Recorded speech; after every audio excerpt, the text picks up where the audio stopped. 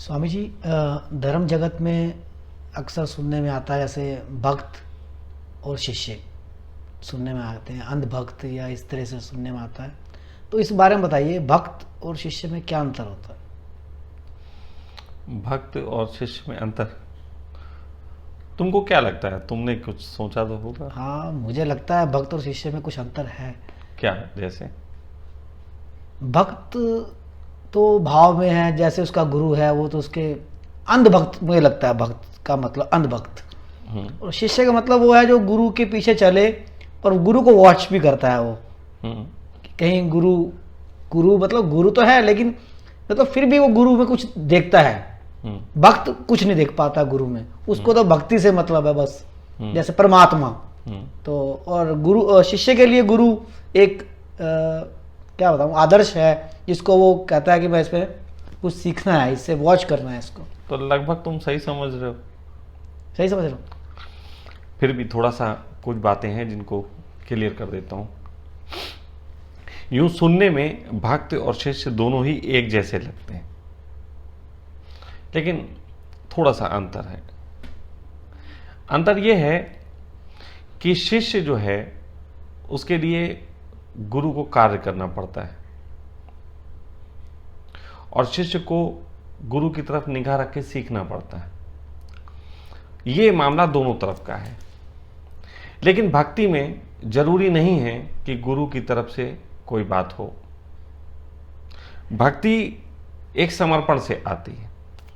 भक्त ऐसा हो सकता है कि गुरु ना भी हो और कोई भक्ति कर सके। जैसे मीरा भक्त कही गई, मीरा भक्त कही गई, वहां पे कृष्ण शामिल नहीं थे। हो सकता है कि कृष्ण होते और ऐसी कोई स्त्री उनके पीछे पड़ जाती, मूर्ति लेके घूमने वाली, या कहती आप बैठ जाओ हम आपको श्रृंगार करेंगे और 24 घंटे यही करेंगे, तो शायद कृष्ण इनकार कर देते। तो भक्ति में खुद की समझदारी के बाद आया क्या डिवोशन है। भक्त जो है वो कुछ पाने नहीं निकला। भक्त की अपनी एक ऊंचाई होती है। भक्त अपने में एक गरिमा रखता है। भक्त की अपनी एक समझ है और उस समझ के साथ वो किसी के प्रति पूरा समर्पित हो सकता है। उसमें संदेह नहीं है, उसमें मांग नहीं है, उसमें किसी तरीके की कोई झंझट नहीं है। भक्त है तो बस वो है। शिष्य के साथ, शिष्य की भी कई तरीके की क्वालिटीज होती हैं। एक तो शिष्य ऐसा भी हो सकता है कि किसी की किताब पढ़ी और गुरु मान लिया। अब हम इसको भक्त की श्रेणी में नहीं रखेंगे इसको, क्योंकि ये बहुत किताबें अभी पढ़ रहा है, बहुत सारी किताबों में कोई एक अच्छा लग जाता है। तो यहां पे ये बात होती है कि जब कोई किसी को दूर से पढ़ के मानने लगता है तो ज्यादातर उन केसेस में वो आदमी अपने ही प्रति एक प्रकार का सम्मोहन होता है उसको, कि हमें जो बात अच्छी लगती है वही किसी में लग रही है, दिख रही है, हमने इसको मानने लगे। ये हो गया एक प्रकार का शिष्य जो दूर से किन्हीं बातों से सम्मोहित हो गया। दूसरा शिष्य वो होता है जो गुरु की निकटता में काम करता है। निकटता में भी कई तरीके के लोग होते हैं।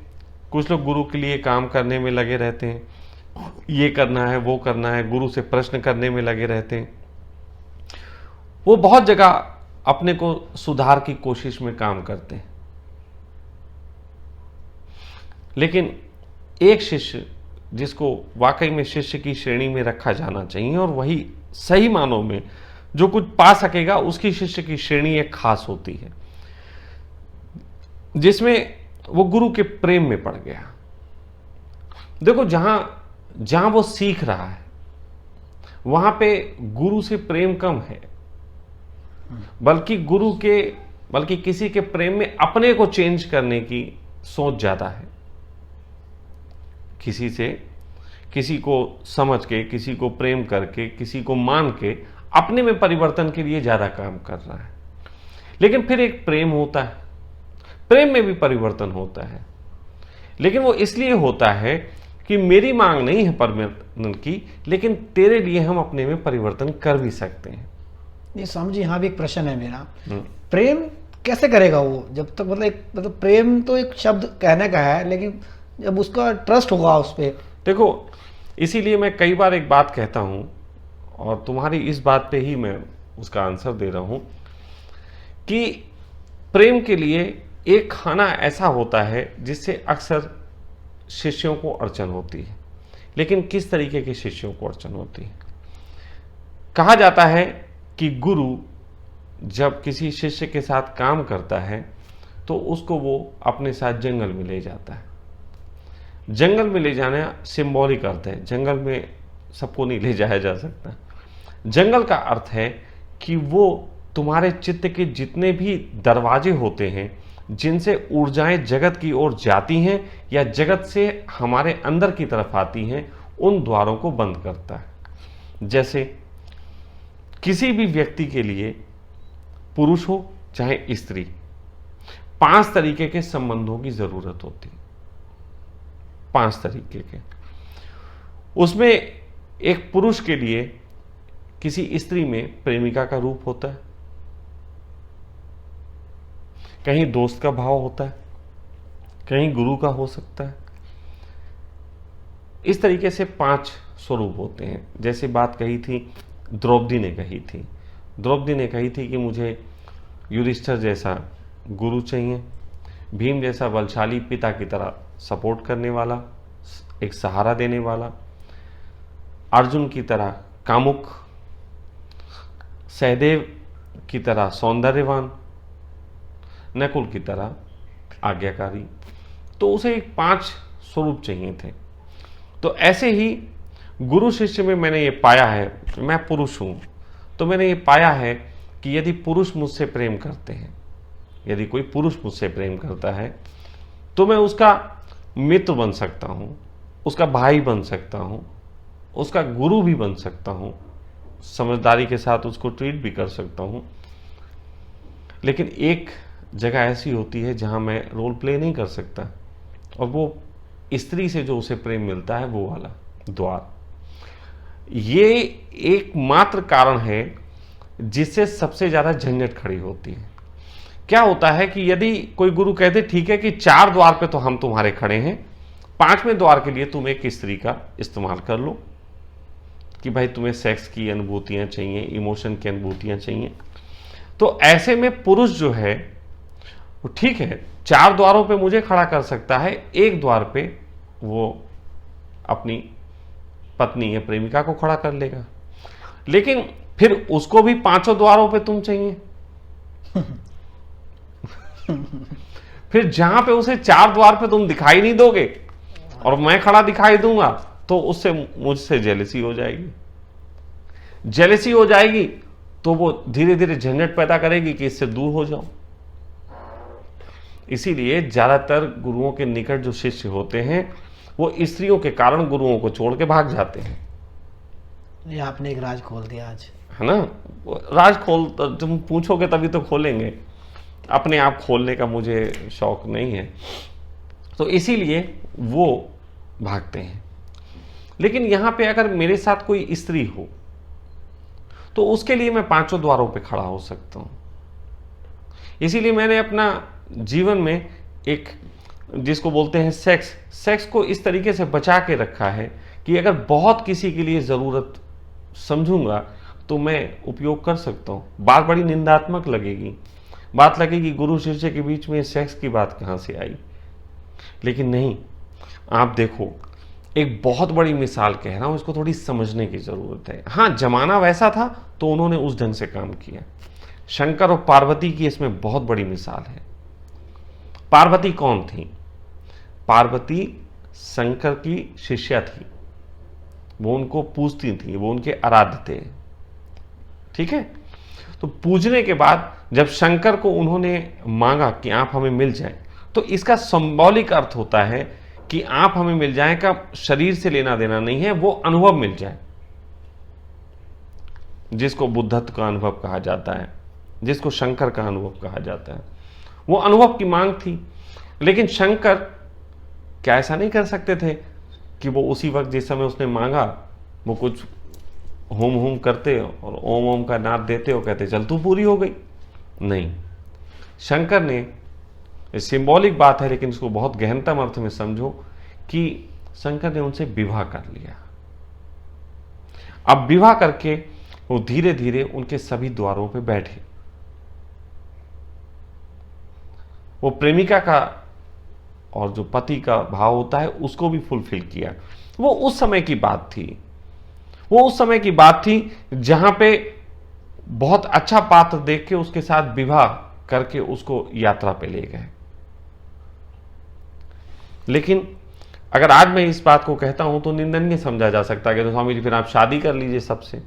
अब सबसे शादी भी कहां तक की जाए? या आज के युग में शादी बहुत बाउंडेशन नहीं है। पहले के युग में एक स्त्री को सही से सहयोग करने के लिए विवाह की बात थी। जैसे मोहम्मद साहब ने कहा था कि यदि तुम्हें किसी स्त्री की मदद करनी है तो यदि तुम्हारी पत्नी अनुमति देती है तो तुम उससे विवाह कर सकते हो। इसीलिए 4 विवाह का कंसेप्ट आया था। अब वो बात उसको अय्याशियों के लिए यूज करने लगे।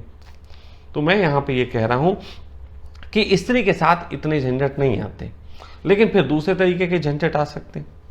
झंझट ये आ सकते हैं कि एक साथ 4 स्त्रियां खड़ी हो जाएं और चारों अच्छे स्तर की हों, और अच्छे स्तर की हों तो हो सकता है कि चारों को प्रेमी की डिमांड हो। अब वहां पे स्त्री के साथ झंझट आ सकता है कि फिर उनकी जेलेसीज और सब चीजें। तो मैंने ऐसा जीवन में चेस भी किया है कि जब एक साथ मेरे साथ 3-3, 4-4 बहुत गरिमावान स्त्रियां थीं, तो उनमें फिर स्थिति ये आ गई कि कुछ स्त्रियां मुझे पकड़ने लगी, कब्जेदारी, अब तुम मेरे ही हो जाओ। तो मैंने वहां पे एक चीज बड़ी स्पष्ट देखी कि जिसके पास जितनी पकड़ है इसका मतलब उसमें अभी योग्यता कम है। फिर वहां पे योग्यता की बात आ गई कि मैं भी चुनाव श्रेष्ठ का करूंगा, मैं भी चुनाव श्रेष्ठ का करूंगा कि जिसकी यात्रा फिर हो सकती है उसको जल्दी लेके जाया जाएगा, जो मंजिल के निकट है उसके साथ ज्यादा काम किया जाएगा। तो इसलिए तुम जो बात कर रहे हो कि वहां पे निश्चित ही किसी पुरुष का पुरुष के प्रति समर्पित होना बहुत मुश्किल बात है, बहुत ज्यादा मुश्किल बात है। अब एक प्रश्न यहां पे बहुत गहरा उठता है, बहुत कम लोग शायद इसको पकड़ पा रहे होंगे कि अगर गुरु स्त्री हो, अगर गुरु स्त्री हो फिर वो क्या करेगी? तो इस संबंध में एक बड़े मजे की बात कही गई। ओशो ने इसको सिंबॉलिक रूप में कहा और शायद नियम के रूप में भी। ओशो ने इसको कहा कि स्त्री जान तो सकती है लेकिन किसी को जना नहीं सकती। स्त्री स्वयं तो जान सकती है, परमात्मा का अनुभव उसको खुद तो हो सकता है, लेकिन उसके माध्यम से किसी को होगा इसकी कोई संभावना नहीं है। इसका कोई आज तक रिकॉर्ड भी नहीं है। किसी भी स्त्री के माध्यम से आज तक कोई इनलाइटेड नहीं हुआ। लेकिन फिर भी बहुत सारी स्त्रियां गुरु बने बैठी, बहुत से उनके शिष्य उनको मान रहे हैं। तो वो शिष्य जो उनको मान रहे हैं वो उनके आचरण के अनुयायी हैं, वो शिष्य भी नहीं है। मतलब ऐसे स्तर पे शिष्य भी कोई नहीं हो पाएगा, वो उनके फॉलोअर्स कहे जा सकते हैं कि जो उनको फॉलो कर रहे हैं। आप समझे मेरी बात को? लेकिन फॉलोअर्स कुछ पाते नहीं हैं, फॉलोअर्स कुछ नहीं पाते। फॉलोअर्स हमेशा ऐसे होते हैं जो अपने पेड़ पत्तों की, जैसे कि जड़ में पानी नहीं देते, ऊपर से पेड़ पत्ते साफ करते रहते हैं। फॉलोअर्स ऐसे होते हैं। फॉलोअर्स नैतिकता में अटक जाते हैं। शिष्य जो होगा, जिसको मैं बात कर रहा हूं शिष्यत्व की, वो अटकेगा पेड़ पत्ते साफ करने में नहीं, वो जड़ों में पानी देने पे काम करेगा। अब यहां पे एक बहुत और ज्यादा प्रश्न उठता है, शायद तुम्हारे अंदर से भी उठने लगा हो। तो फिर एक पुरुष के प्रति पुरुष कैसे अच्छे ढंग से शिष्यत्व को उपलब्ध हो पाए? अब यहां पे एक दूसरा राज है। यही कारण है कि पुरुष बहुत से अच्छे स्तर पे शिष्य बन जाते हैं, लेकिन वो स्त्री माध्यम बनती है दूर भागने का, दूर जाने का। तो ऐसे में ही पहले समय के गुरुओं ने 4 द्वार तो खुद खड़े हो गए, लेकिन 5वें द्वार पे मिट्टी डाल दी। उन्होंने कहा कि सेक्स से मुक्त हो जाओ, सेक्स की बात ही मत करो। आप समझे? वहां उन्होंने सेक्स का विरोध ही सिखा दिया। उन्होंने कहा फिर सेक्स किसी काम का ही नहीं है, क्योंकि यही माध्यम बनेगा संसार में भागने का। जो सेक्स का बहुत ज्यादा जगत में विरोध खड़ा हो गया और जिसको बहुत ज्यादा गुरुओं ने लोगों को बोला, उसका कारण यही है कि सेक्स मुक्ति की बात ही इसीलिए की क्योंकि अगर तुमने सेक्स से मुक्ति नहीं की तो इसकी पूर्ति करने के लिए तुम जिस स्त्री को चुनोगे वही स्त्री तुम्हें इस राह से भटकाने का काम कर देगी। ये बहुत रहस्यपूर्ण बात है। लेकिन अब एक गुरु होने के बाद यदि एक गुरु कहे कि ठीक है भाई, मैं समझता हूं सेक्स भी एक नीड है, उसको पूर्ति कर लो, तो फिर वो क्या करे? तो पहले के कुछ मंदिरों में इसकी व्यवस्था की गई। पहले के कुछ मंदिरों में इसकी व्यवस्था की गई। उन्होंने दो चीजों पे बहुत काम किया। एक उन्होंने कहा भोग की व्यवस्था, भोजन की व्यवस्था, और दूसरा देवदासियां बनाई गई। ऐसी देवदासियां, अब देवदासियों की बड़ी क्वालिटी होती है, बड़ा समझ लेना। देवदासी की पहली क्वालिटी होती कि देवदासी नगर की सौंदर्यवान स्त्री होती, उसका सौंदर्य बहुत ऊंचा होता है। लेकिन उसको चुनाव करने के लिए ऐसा नहीं है कि सुंदरता का ही चुनाव कर लिया, जितनी सुंदर स्त्रियां इनको देवदासी बना लो। सुंदरता के साथ साथ एक बहुत छुपा हुआ रहस्य है और वो समझने योग्य है। अगर 100 स्त्री सुंदर हैं तो उनमें 10 स्त्रियां आपको आसानी से ऐसी मिल जाएंगी, थोड़ा सा उनके साथ जांच करके, कि जिनको अपने सौंदर्य का गुणगान करवाने में मजा आता है, जो ज्यादा से ज्यादा पुरुषों को अपनी ओर आकर्षित करने पे लगी रहती। यदि कोई 100 में से 10 स्त्रियां भी ऐसी हैं जो आकर्षित करने पे लगी रहती हैं, इसका अर्थ यह है कि ये मल्टीपल सेक्स में उतर सकती हैं, ये कई पुरुषों के साथ संबंध बना सकती हैं और इनको कोई दिक्कत नहीं होगी, इनकी कॉन्शियस पे कोई फर्क नहीं पड़ेगा। तो देवदासियों की पहली क्वालिटी तो ये होती थी कि वो सुंदर होती थी, और सुंदर स्त्री में ही ये क्षमता होती है कि वो मल्टीपल सेक्स, मतलब कई पुरुषों के साथ संबंध बना सके। लेकिन एक ट्रेनिंग उनकी भी होती थी। उस ट्रेनिंग को एक कहानी के माध्यम से ओशो ने कहने की कोशिश की। ओशो ने बताया कि एक राज्य में एक बाढ़ आ गई, बहुत ज्यादा बाढ़, तो पूरा राज्य बर्बादी के कगार पे था। नदी का जल स्तर बढ़ता जा रहा, कमी नहीं हो रहा। तो वहां सब पूरा नगर इकट्ठा हुआ, राजा भी वहां इकट्ठा था, राजगुरु भी वहां इकट्ठे थे, राज ज्योतिष भी वहां इकट्ठे थे। तो बात चली कि क्या उपाय है। तो राजगुरु ने कहा उपाय तो अब यह नजर आता है कि यदि अपने राज्य में कोई सबसे सच्चा व्यक्ति है, जिसने अपने पूरे जीवन में अपने कर्मों को पूरी ईमानदारी के साथ जिया हो, वो अगर कह दे कि पानी घट जाए तो ये बाढ़ कम हो सकती है। तो कहते हैं कि राजा ने सबको आह्वान किया कि कहो। बारी बारी से लोग कहते और कुछ भी नहीं होता, क्योंकि सब में, सबके कर्मों में कुछ ना कुछ दूषिता शामिल थी। तो हालत यह हो गई कि राजा ने खुद भी कह दिया, तब भी नदी कम नहीं हुई। तो राजा ने कहा क्या करें, राज्य के सारे लोग लगभग कह चुके, मैं भी कह चुका, सब कह चुके, अब क्या करें, क्या उपाय है। तो पीछे से एक नगर वधु को लोग वैश्या भी कहते थे, नगर वधु सामने आई और कहने लगी क्या मैं कोशिश कर सकती हूं। तो सब हंसे। उसने कहा ये देखो अब ये आई, उसका अपमान किया। लेकिन नहीं, राजा ने कहा तुम आओ और कहो। तो नगर वधु ने नदी के सामने खड़े होकर कहा कि जो भी मुझे सिखाया गया, यदि मैंने उसका अपनी ईमानदारी के साथ अपने आचरण में उतारा हो और अपने कर्मों में जिया हो, तो नदी का जल स्तर उतर जाए। और चमत्कार हुआ, नदी का जल स्तर उतर गया, पानी उतर गया। लोग हैरान। लेकिन वो कौन सा कर्म था जो उसको सिखाया जाता था?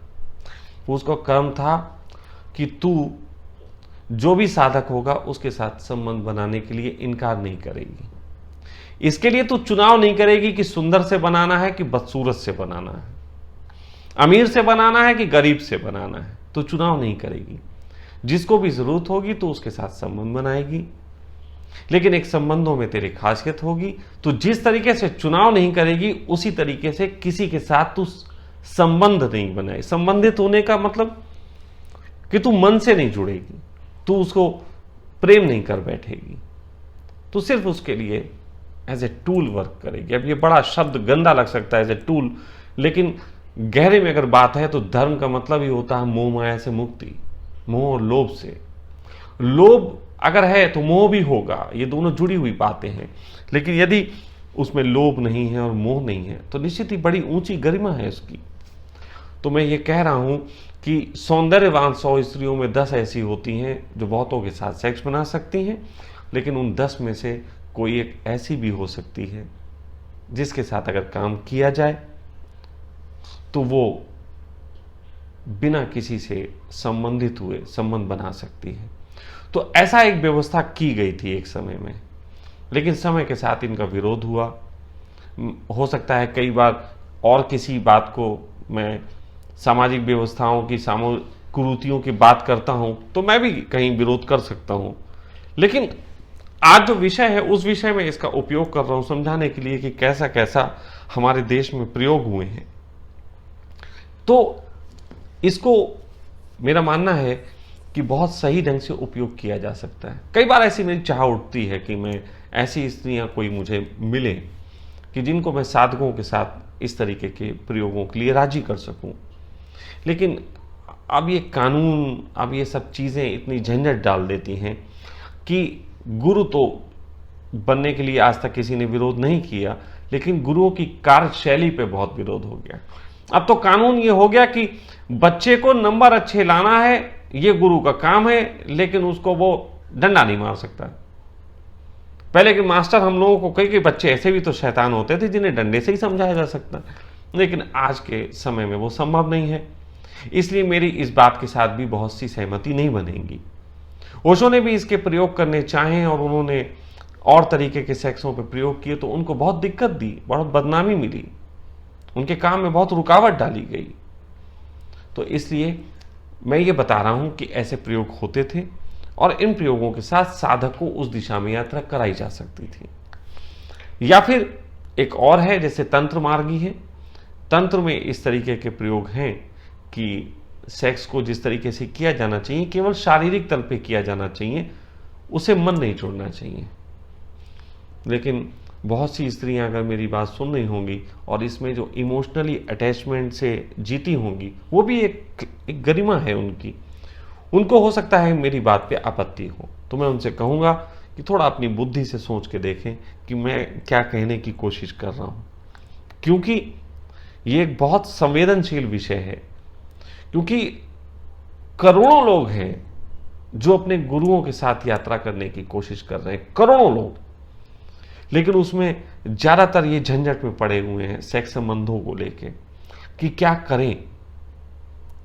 तो या तो पत्नियां इतनी समझदार बने, मेरा मानना यह है अगर पति पत्नी का जोड़ा पूरा ही दोनों समर्पित हो जाते हैं गुरु के प्रति, तो वहां पे एक मामला आसान हो जाता है। वहां पे एक मामला आसान हो जाता है कि फिर एक ट्रिक है, जैसे तुम पति पत्नी मेरे पास रहते हो, एक बहुत अच्छी ट्रिक है कि तुम्हारी पत्नी मुझे गुरु की तरह अगर समझ पाए, मान पाए, तो यहां पे उसके साथ भी अच्छा है कि उसके 4 द्वारों पे, जहां पे मैं दोस्त हो सकता हूं, मित्र हो सकता हूं, गुरु हो सकता हूं, पिता हो सकता हूं, भाई हो सकता हूं, लेकिन प्रेमी का रोल तुम निभा सकते हो और तुम्हें कोई आपत्ति नहीं है कि वो झंझट में नहीं पड़ेगी, तुम्हारे लिए वो प्रेमी का रोल निभा सकती है। तो तुम एक तरीके से दोनों मिलकर यात्रा कर सकते हो, लेकिन यहां पे फिर दोनों का एक समान रूप से समर्पण जरूरी है। वरना कहीं ऐसा हुआ कि मैंने तुमको डांटा किसी बात को लेके, गुरु के रोल में डांटा, अब उसको लग गई कि इनको क्यों डांटा, ये तो हमारे पति हैं, तो वो प्रॉब्लम आ जाएगी, है ना। कहीं पे मैंने तुम्हें ज्यादा प्रेम दे दिया किसी वक्त और उसको समझाने के लिए डांट दिया, तो प्रॉब्लम आ जाएगी, स्वामी जी ने इनको समझाया और हमको डांट दिया। तो यहाँ पे बहुत बहुत समझदारी की जरूरत यह है कि दोनों लोग मुझसे जो उनको मिल रहा है उस पर काम करें, ना कि मुझसे जो दूसरे को मैं क्या दे रहा हूं उस पर निगाह रहे। ज्यादातर एक गुरु के निकट जब 7-8 शिष्य काम करते हैं तो उनमें अड़चन ये होती है कि सारे शिष्य कंपैरिजन पे लग जाते हैं कि किसको क्या गुरु दे रहा है। वो उसे लग रहा है किसी को ज्यादा दे रहा है, किसी को कम। एक बार मेरे साथ एक लड़का था, नाम था रामनिवास उसका, बताते मुझे बड़े हंसी आती। कोई बाप मुझसे कहने लगा स्वामी जी आप मुझसे संबंध भी बना लो, लेकिन अब आप भी मेरे साथ रहो, मैं आपको खिलाऊंगा पिलाऊंगा, खूब सेवा करूंगा, जैसे एक स्त्री मेरे पास रहती थी वो करती थी। तो उसे लगा कि अब कंपटीशन खड़ा हो गया। बात कंपटीशन की नहीं है, तुम मांगोगे नहीं, देना मेरा स्वभाव है, मैं दे बगैर रहूंगा नहीं। बड़ी अच्छी सी बात यह है कि बादल कोई आए तुम्हारे द्वारे और तुम बादल में नीचे से डंडा मार मार के कहो कि बरस जा ना, इससे वो नहीं बरसेगा। तुम्हें अपनी ऊष्मा बरकरार रखनी है, और बादल का तो काम है जहां गर्मी देखेगा वहां बरसेगा। तो अगर कोई मुझसे मांग करेगा कि ये दो, तो बड़ी मुश्किल है, क्योंकि मांग में वो अपने आप को अपनी पात्रता निर्मित करने के लिए नहीं, बल्कि सिर्फ एक अहंकार के तल पे बात करेगा और मांगेगा, और मैं वहां पे कुछ काम नहीं कर पाऊंगा, मैं चाहते हुए भी नहीं बरस पाऊंगा। अगर गर्मी को गर्मी से मुक्त करने के लिए बादल आए और गर्मी बोले तुम इसकी चिंता मत करो, हम जो मांग रहे हैं वो दे दो, और मैं ठंडक हुई जाती हूं, तो बादलों की बड़ी मजबूरी होगी कि बरसे भी तो कैसे बरसे। तो जिसको बरसना है वो तो बरसेगा। अगर कोई मुझसे पूछे या किसी भी गुरु से पूछे तो उसकी तो मजबूरी है कि उसको बरसना है, लेकिन उसकी उतनी ही मजबूरी यह है कि वो बरसेगा तो पात्र पे ही। अगर वो बरस भी जाए और पात्र उल्टा हो तो क्या होगा, कुछ भी नहीं भर पाएगा। तो इसलिए अगर कहीं पे दो लोग हैं, पति पत्नी के पेयर हैं, मैं ये चाहता हूं, मेरा अंदर से ये भाव है, भविष्य के प्रति मेरी ऐसी चाह है कि मेरे कम्यून में जो लोग इकट्ठे हों वो ज़्यादातर पति पत्नी के जोड़े हों, या प्रेमी जोड़े भी चलेंगे। वो प्रेमी जोड़े हों तो बहुत अच्छे ढंग से यात्रा कर सकते हैं, नहीं तो अकेले व्यक्ति को कहीं ना कहीं झंझट आएगी। मैं बहुत लोगों के साथ रह के प्रयोग करके देख चुका हूँ, लेकिन कहीं ना कहीं वो सेक्स की जो प्रेशर है, जैविक दबाव है, वो परेशान कर देता है। तो इसलिए मैं समझता हूँ मेरी बात तुम समझे होगे कि मैं क्या कहने की कोशिश कर रहा हूँ। तो इस विषय पे स्वामी जी, एक प्रश्न और मेरे भीतर जो उठा है उसका भी प्लीज़ आंसर दीजिए। आपने अभी कहा था कि अगर स्त्री मोह और लोभ छोड़ के पुरुष के साथ सेक्स में उतरती है बिना किसी इस टाइप से आपने बताया, तो वो पुरुष को मुक्त कर सकती है और खुद भी मुक्त हो सकती है, ठीक। और अभी आपने कहा कि मेरे कम्यून में प्रेमी जोड़ों का भी आमंत्रण है, तो ये बात तो दोनों अलग लगती हैं। तुम थोड़ा समझे नहीं। मैंने पहले ये कहा था कि वो जो नगर वधु थी, नगर वधु 100 में 1 स्त्री चुनी गई है, उसके लिए, क्योंकि वो पुरुष जैसा चित्त होगा उसका, जो मल्टीपल सेक्स में भी अपने को रख पाए बिना मोह माया के, वो पुरुष जैसा चित्त होगा, और पुरुष चित्त के लिए मोह माया से मुक्ति का ही उपाय है। लेकिन यहां पे यदि मैं जोड़ों की बात कर रहा हूं तो दोनों के रोल डिफरेंट है। यहां मैं पत्नी जो है उसके प्रेम को बढ़ाऊंगा मोह माया के बगैर। मतलब मोह माया तुम ये मत समझो कि मोह माया का मतलब पकड़ के ही होता है। मोह माया के बगैर एक समर्पण का भी प्रेम होता है, किसी एक के प्रति डूब जाने का। जैसे 2 तरीके की घोषणा हुई बुद्धत्व में, एक होता है अहम ब्रह्मास्मि, मैं ब्रह्म हूं, एक होता है मैं शून्य हूं, ठीक है। तो एक होता है मैं ब्रह्म हूं, ये पुरुष का एक तरीका है जो फैल जाना चाहता है। एक मैं शून्य हूं, ये स्त्री का भाव है। स्त्री किसी एक में अपने को पूरा डुबो देना चाहती है।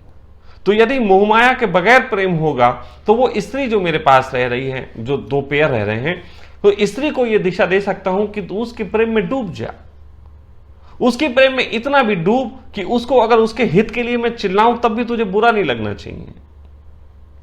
समझो बात को। तो मैं वो स्त्री की यात्रा होगी, और वो इतना भी डूब सकती है कि उसका पुरुष का चित्त जो है वो ऐसा है कि केवल भोग का है। तो स्त्री उसके साथ सेक्स में उतर सकती है और वो ऐसा भाव बरकरार रख सकता है कि मोह माया से नहीं जुड़ा, तो दोनों की यात्रा होगी। देखो, मैं एक स्त्री की कई बार बात करता हूं। एक बहुत अच्छी जो थी वो लेखिका थी, उन्होंने कहीं पे एक बात लिखी थी।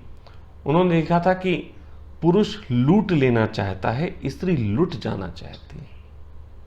जो लूटेगा वो अहम, मैं ब्रह्म हूं की घोषणा करेगा। जो लुट जाना पसंद करेगी वो मैं शून्य हूं, मेरा कुछ बचा ही नहीं, मेरा सब चला गया।